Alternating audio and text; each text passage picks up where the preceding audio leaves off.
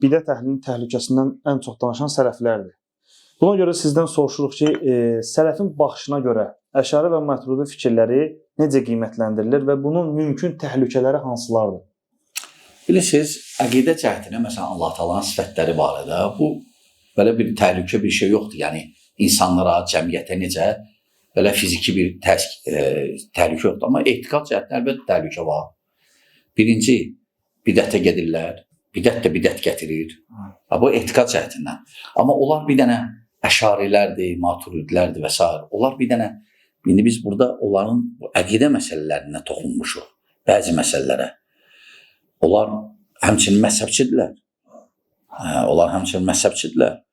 Onlar həmçinin təriqətçidirlər, sufidirlər. Radikalızdır.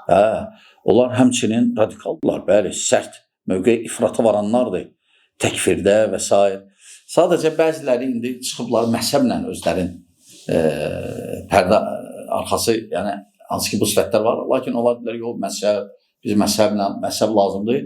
Bəziləri çıxardıblar ki, Allah Taala'nın sifətləri və s. Amma onlar məsələn, bundan əlavə neçə qismdələr özləri və özləri də təhlükəlidirlər.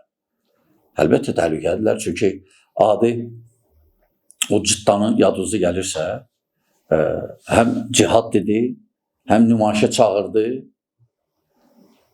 və s. və s. Özlərini göstərdilər. Baxmayaraq, böyle demişdilər ki, yox, biz məzhəb, vəssalam. Və bizi isə sələfləri, onlar belə təqdim edirdilər ki, biz görüküb beləyik. Amma elhamdülillah, sələflər özlərinin artıq neçə ildir, hər şey olub, sabit qalmışıq, elhamdülillah. Və çalışacaq da sabit qalaq. Bu da bizim başqalarına seçilən xüsusiyyətlərimizdən biridir. Sələf dəvəti aydındır. Sələf dəvəti aydındır. Nə var? Əlhamdülillahdır.